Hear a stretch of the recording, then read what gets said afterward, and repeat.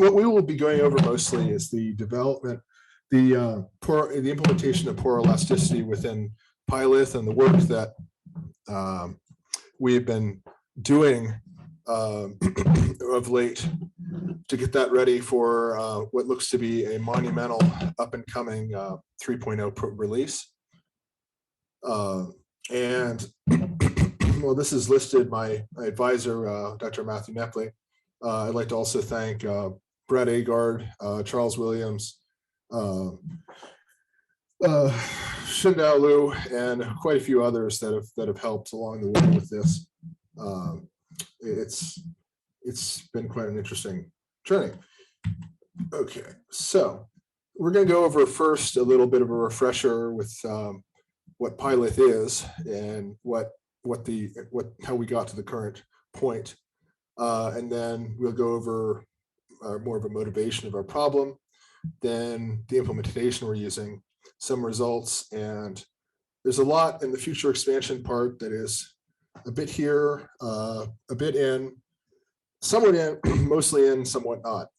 So if there's interest, we can go, there's a lot that we can go over there that basically would need a small push. So what is PyLith? PyLith is a code that is designed, that was born out of the union of two different individual codes for dynamic and quasi-static modeling between Dr. Brett Agard and Dr. Charles Williams.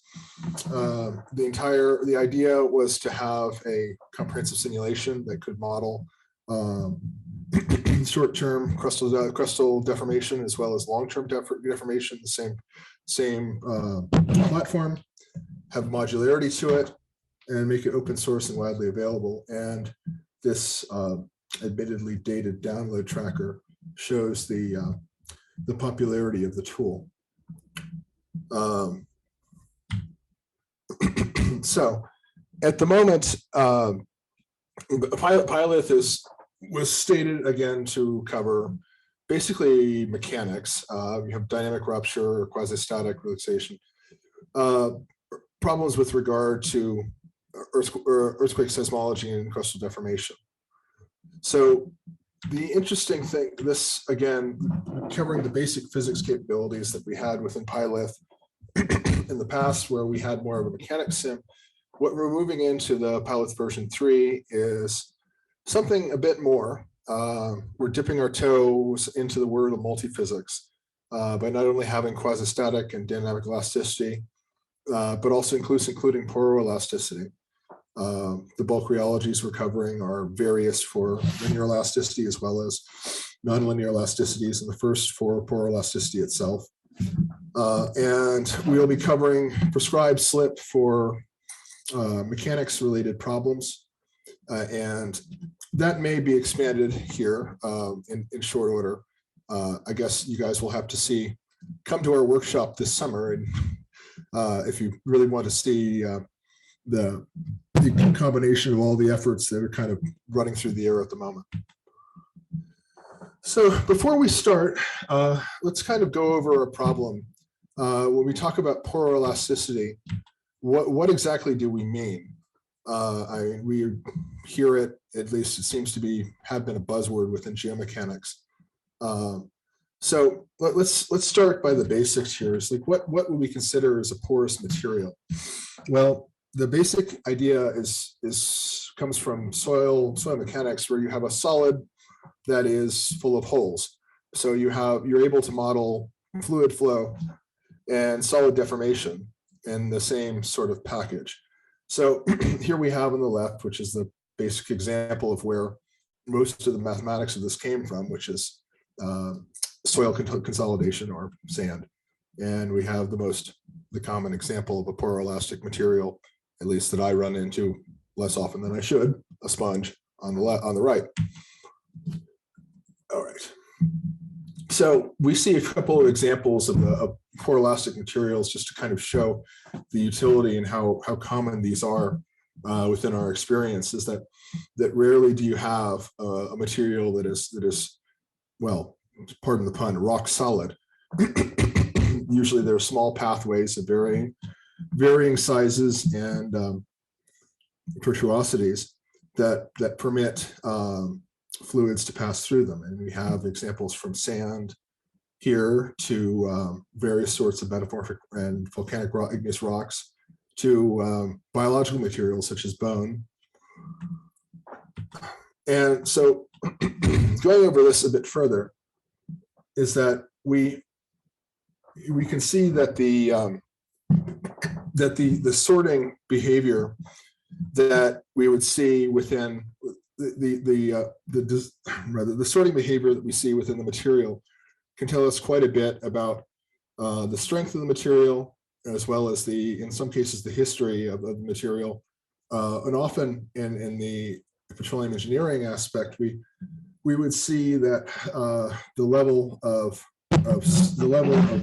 sorting, how well sorted a material would be often indicative of the energy of the depositional environment in the past, or in the other way around, if you were trying to find a well sorted, relatively high porosity and a permeability environment. So we have basically going over is that we have two values that are important within poroelasticity. Number one is porosity, and that is simply a measure of the void space. So if you have, in the case here of the old spear pack modeling of a poroelastic material, you can see that you have the same basic foundation. Is just simply the way that they're sorted can vary the void space by quite a bit. However, having void space alone is not enough to produce material that will allow flow. The other parameter is permeability, and permeability is a measure of the ability for fluid to flow through a given material. The modern concept of permeability came from the experiments of Henry Darcy in the 1850s, trying to measure flow, timed flow through columns of material. And what we found is that the different materials will have different properties with regard to the rate at which fluid will flow through them. He packages this up, turned it into something that's now known currently as Darcy's law. And with regard to soil science and petroleum engineering, hasn't been quite modified all that much since he wrote it. So let's go over again. I'm pretty sure that anyone that's already listening to this has an idea of what this is, but also I would be kind of remiss if I didn't go over the question of why do we care about this, even though I'm certain that everyone on this call probably has some idea as to why they might. So I'm going to go over a couple geophysical examples here, nowhere near all of them, but a few of my favorites at least. The first is subsidence. Again, my background is from the oil and gas world, so that's what you're going to get. When you have most oil is produced, traditionally been produced on what's called primary recovery, and that simply means using the pressure of the confined fluids within the ground to drive the flow out of the formation, up the well, and into wherever it's going to go. Now, you can figure out that it doesn't take.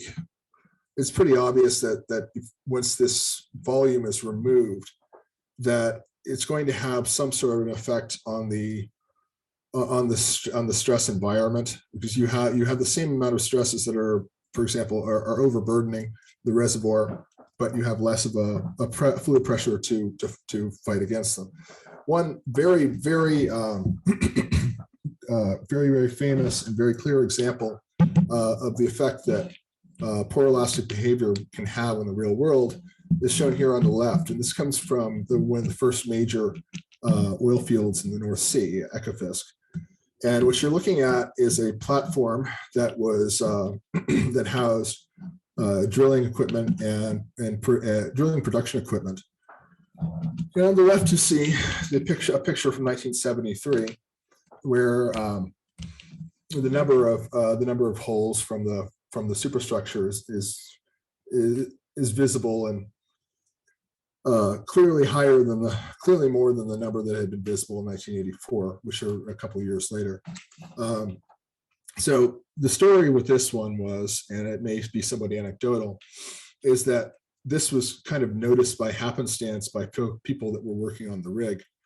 I think it may have also coincided with some other geological activities that were going on that kind of putting two and two together. But regardless, the result of this was the first major effort towards what's called secondary recovery or water injection. Remember, the Ecofys field is built on it's built on chalk. So it's a very, very fractured, very, very fragile material. But the happy ending here is that after water injection was commenced, supposedly that there was almost no return produced water. So that basically not only was the subsidence arrested, but production significantly increased and only oil flew out. Now, the one on the right is an earlier example. This came from the Wilmington oil field in California. This is nearby Long Beach, where production had been basically every sort of stereotypical boom town at one point, entirely on primary and very close to the surface. And what you're seeing is a dog looking at the fire hydrant that is no longer at the surface level that it once was. Now, perhaps nearer to this audience's heart is also the issue of induced seismicity. So, as I mentioned earlier, producing fluids from a subsurface environment or extracting them does not change the rest of the stress picture. Right? The idea is that you still have to deal with the rest of the grander stress environment, and especially if there is something in the case of perhaps like the Rocky Mountain earthquakes that were induced from Rocky Mountain Arsenal in the 1960s, where there's a disposal well that happens to diffuse near a critically stressed fault. You will start to see failure as the stress environment starts to adjust to either the lack of or the addition of new forces. The diagram here given by Dr. Thomas Goebbels demonstrates that the prior view that we had that induced seismicity was simply a matter from fluid diffusion from geothermal stimulation, it may not entirely be correct, is that the importance here of poroelastic modeling is that we can have secondary effects that are caused by not pressure, but also the poroelastic response to the pressure that is inputted or extracted from a given amount of fluid. So now I'll go back to the problem as we are looking at it in our current incarnation. We are looking again at basic biot formulation of poroelasticity, where we are coupling the conservation of momentum term, which is drawn entirely from linear elasticity. We simply just modify our stress tensor to account for fluid pressure. And we combine this with the conservation of mass term. In this case, the conservation of mass term applies entirely to the fluid component. As of the moment, there's no ability to add or move solid mass from our model. That could change. Somebody wanted it, perhaps, but basically we have a coupling of these two, and the two equations are coupled through two coefficients. We have the biot coefficient, which is the first, which represents the fluid volume change as a result of the bulk volume change in the drain condition. And the upshot of this is, as this pushes towards 1, we have the material becomes closer to incompressible. And we also have the Biot modulus, which is defined as the inverse of the constant strain coefficient, or rather the increase in the fluid volume of the solid phase per volume of solid phase that results in unit increase in pore pressure under constant volumetric strain. So what we're seeing here is simply the Biot modulus that we would use for a single phase fluid term. And if this gets into multi-phase, it gets considerably more difficult, complex. And we can go over this later on. But basically, we have a term that is matching compressibility between the two phases. So here are governing assumptions for a problem. And this is not necessarily these are not necessarily the governing assumptions for the entire problem or set of problems that PyLith can deal with, but these are the ones that we're dealing with at the moment. The rest are, don't quite have the complete guarantee just yet, but we're getting there. So what we're looking at is an infinitesimal strain condition, basically an undrained condition with the possible exception of a drained boundary condition, say at the surface. The solid matrix is largely linear elastic. We have a slightly compressible single phase fluid. So most of these examples will be based around basically water, although this could be changed if you wanted to do some sort of pseudo pressure approximation. And also we are working on towards multi-phase. There's a couple of hangups within the design of PyLith itself. A lot of things it wasn't designed to do, but they're quickly falling away. So the one thing that we change that is different to some degree from other Poroelastic implementations is that we're using an identity relation for volumetric strain. The entire point of this is so that it's easier to solve as the compressibility, as the problem becomes closer to incompressible, basically as the Biot coefficient goes to 1. And also, it should kind of go without saying, but at the moment that PyLith is entirely a fully coupled simulation. So unlike some others that have dedicated solvers for fluid flow and dedicated solvers for mechanics, we do both in an all-up manner, which makes for, well, a different way of handling it. So next we'll be going over, next we're going over basically what is the interesting thing here. Poroelasticity it's great to have it, but the major turning point here is that we're moving PyLith from something that is purely rock mechanics and crustal deformation to a sort of choose your own adventure multiphysics tool. So what we had in 2016 is we had our first, Poroelasticity had been hinted at for years, but the first real attempt was at a workshop that we had in 2016. At least the first, attempt, but the first inclinations towards it. Before that, what we had was a hardwired elastic simulation modeling tool that had its own implementations for temporal and spatial discretization, and it was written well. It was written for one purpose entirely.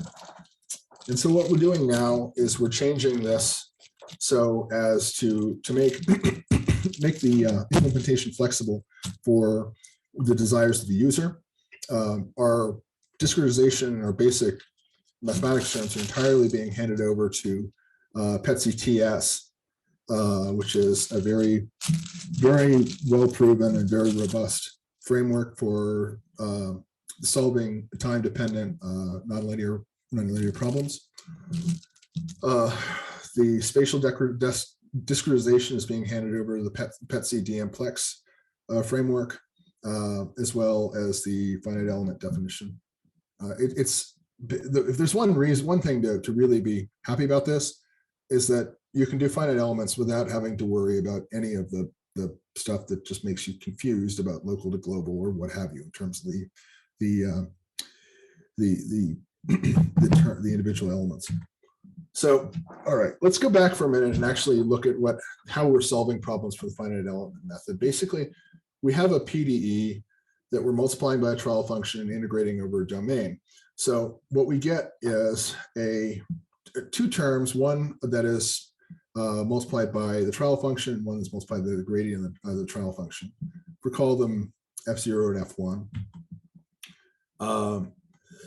If we can step back and also go back to, again, because all of the problems that we're going to be solving for this talk are quasi-static. So that means that we can solve them implicitly. And so as such, we want to rewrite our problems in a way that we have a left-hand side that is equal to 0. Minimizes kernels, minimizes a lot of things, makes things easier to do. So if we take the PDE from our finite and the weak form generated from it with our finite element implementation from the prior page, we can surmise that we're going to get a collection of what we would call kernels multiplied by trial functions that looks like this, where we only have the left-hand side. So if you're confused, let's look at an example from poroelasticity. What we have here is our solution vector, where we have our 3 solution fields: vector displacement, pressure, and our volumetric strain value. We have our conservation of momentum term, we have our conservation of mass term, we have our identity term, and we have our boundary conditions. So this would be the strong formula. If we go to the weak form, we can convert this into the following, where basically all we have to worry about now are the areas that are covered, that are labeled or underscored and labeled and colored in blue. So this makes it easier, of course, because the entire point of the weak form is that you're reducing the order of the problem, so that for the actual calculations, it's a simplified way, but we'll go over this a little bit further in a moment. So basically, why are we putting this in? We're trying to decouple, we're trying to make it so the finite element definition is separate from the actual solution process. So what we can do is that we can generate material and boundary condition pointwise functions, and we can generate them and then give them to PET-C, and they solve them over the entire domain, and that's it. You don't have to worry about anything. If you can write this up, write something up in a kernel formulation, you can put it in. And furthermore, is that we also use the ability that has already been tried and tested with PET-C for multiple manners of solution, implementation over many different different frameworks. You have to be, it's a lot less being a technician. So, but we go one further actually. And so the way that we are handling our what we call rheology, we have for our domain, say if we were to have a box that were linear elastic, or rather elastic, I just gave it away. We would have the entire domain that would be considered elastic. And you could even ostensibly have different areas. Say if you wanted one part to be, and this I'll use the example here of elasticity because it's the best defined. One part that wanted to be nonlinear, say you wanted to have a plastic definitions, and then the rest to be elastic. You can do this. So what we're doing is we're adding another level of abstraction here. Is that we can basically have one family of tools and use different formulations therein. So for poroelasticity, how does this come about? Is that we have a breakdown of the auxiliary fields that we use, and auxiliary fields are not the ones we're solving for. These are the ones that we're defining. So the ones at the top in the material are used for every version. Anything that's poroelastic, you're going to need to input this. And of course, body force, gravity, and fluid source are dependent on whether you turn them on. But the rheology terms are dependent entirely on the rheology. So what this is for isotropic linear poroelasticity. You would have these terms to identify the poroelastic behavior of the material. If you were to have a formulation that would be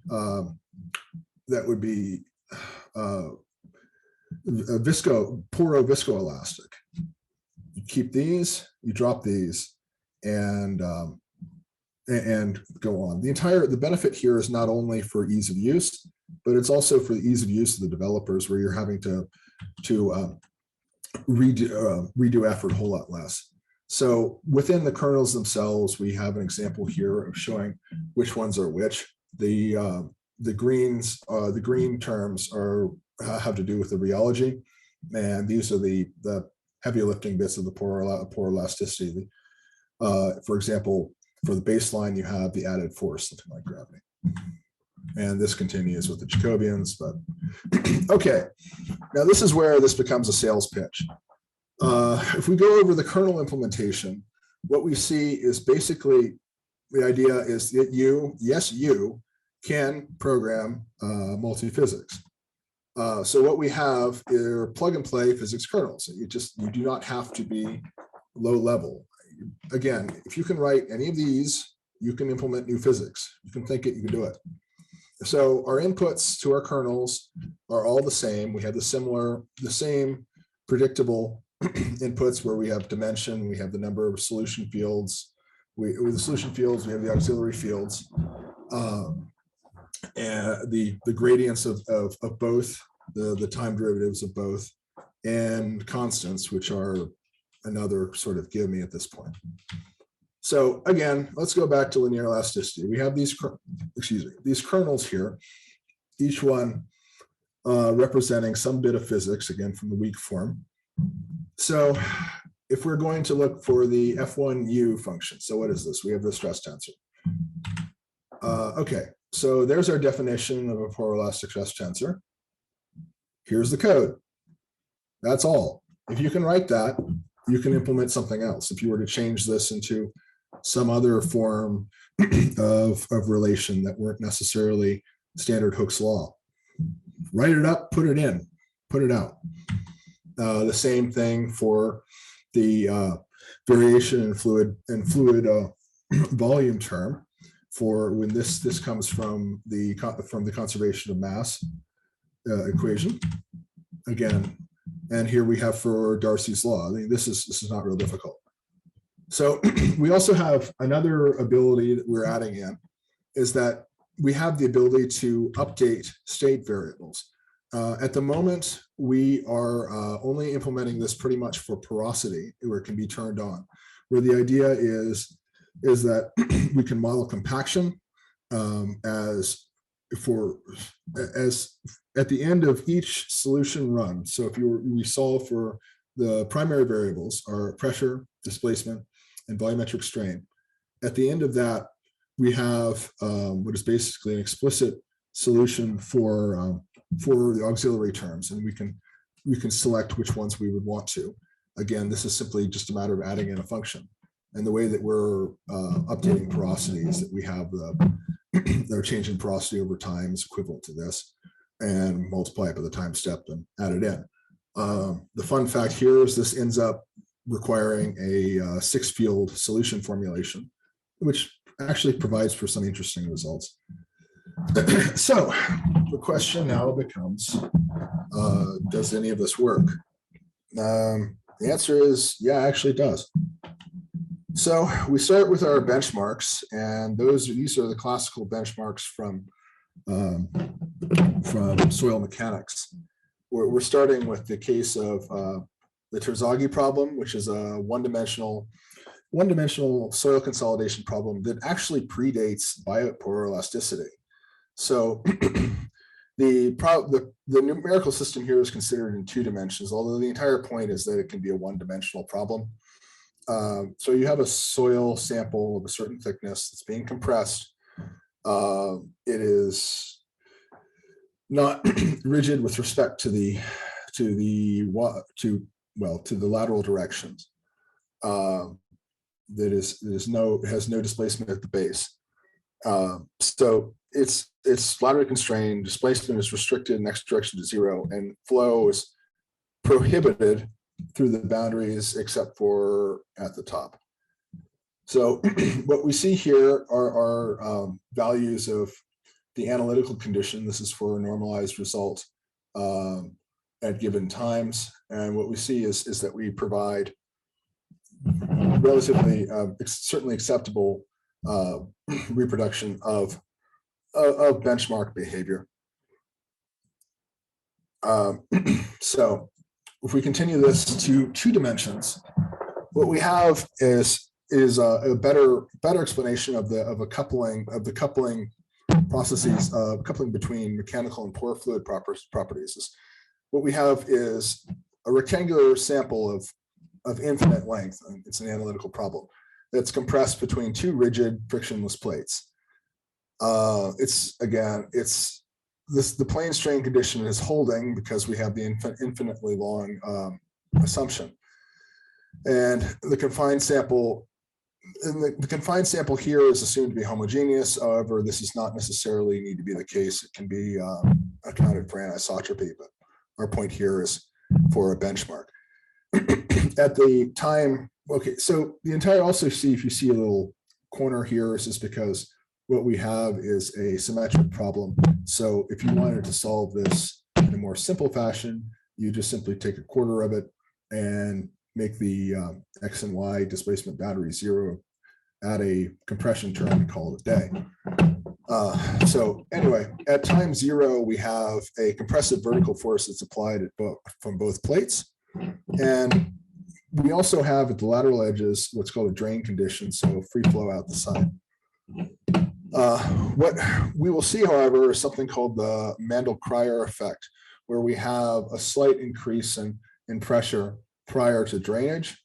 And we do see this slightly coming out here. Again, time steps really aren't the best, but we see reasonable representation of the analytical solution. All right, we have another basic test that we run, and we list the 2-dimensional test as a 3-dimensional test, even though, ironically, this is basically a 1-dimensional problem as well.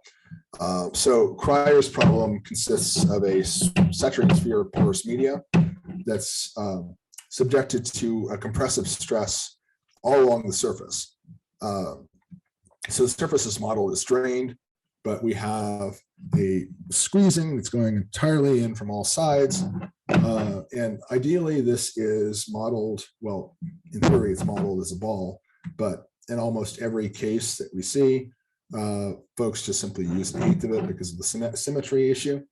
And what we have here is a runtime test from an 1/8 example. So we have is the radial distance, the normalized distance from the radius, and the pressure that is given at that radial distance, because this can collapse down to a 1-dimensional problem, and we see a slight bump in pressure before things finally fall out because the fluid is draining out the sides. Here is another example that we see from a full case of this. So, but perhaps more interesting are a couple of test runs that we have.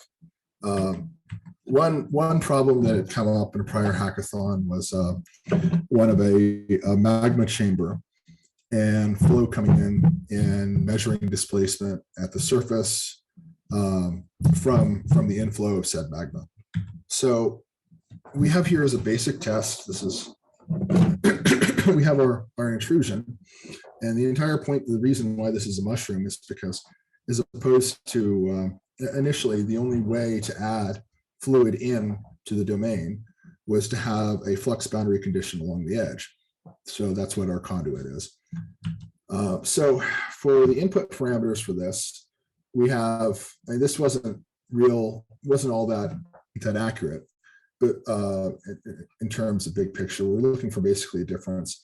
The biggest difference, we've got the similar rock parameters, except for incompressibility in the larger domain here. And we have a much lower permeability along the larger domain, as well as a lower porosity.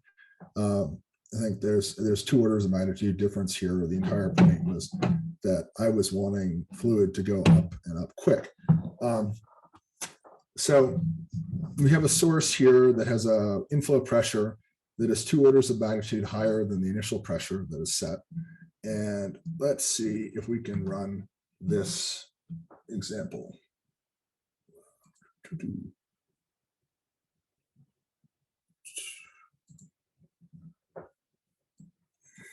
So let's just go for pressure here. And we start by sharing screen.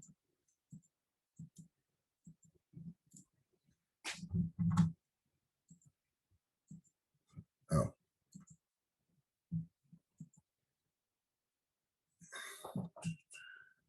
Maybe it would be simply easier to do this with one desktop. Let's do this. Okay, so we're sharing that desktop. We have our little injection here, and what we're going to be measuring here is pressure.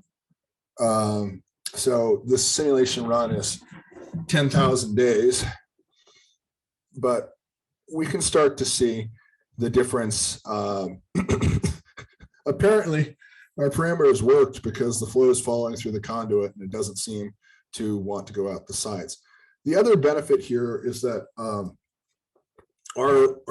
permeability values are input in the full tensor formulation. So anisotropy is really just kind of an easy sort of thing to do because it's expecting that anyhow. So you can either have different values for the various directions, or you can just keep them the same. But what we see here is that the pressure is pooling in the magma chamber. And if we look at the displacement for the same amount, same problem, which I will pull up. Here we go. Again, 10,000 days, and I probably should have done this faster than 10 frames per second. But again, also, this is just the magnitude of displacement, which is, I know, something you should never put out, but I didn't feel like torturing you guys with having to watch 2 videos for the X and Z component. So let's fast forward this down further. As we start to see displacement magnitude of towards the top. I mean, if we're going to assume that this is all outward coming from where the injection is, this is about 2 meters of displacement straight up. But I thought that was kind of a cheap way to do it. So what I put in was an injection point source. And so what we had was basically what I wanted was a well-bore model. And I put one in that, full screen mode. Okay, that all we're doing is we're using a standard Piesman approximation, where you're assuming radial flow around a given wellbore up to a certain point where that matches what the equivalent pressure for the element block is. And so the trick is that to know the dimensions of the element and to make sure that the radial assumption is not bigger than your element itself. But those are minor things compared to building a conduit. So let's see, what did we do for that? Okay, so we had another similar sort of mesh. We have our little reservoir. And we've got, well, okay, so what did we change here? We've got basically the same. For some reason, I cranked the permeability way down. It's only an order of magnitude difference. I guess it didn't need to rush up. And so we have a wellbore pressure that is about twice as much of the background, and a radius of it's a reasonable amount of flow. So let's see what we get now for our injection case. And this is again 10,000 days.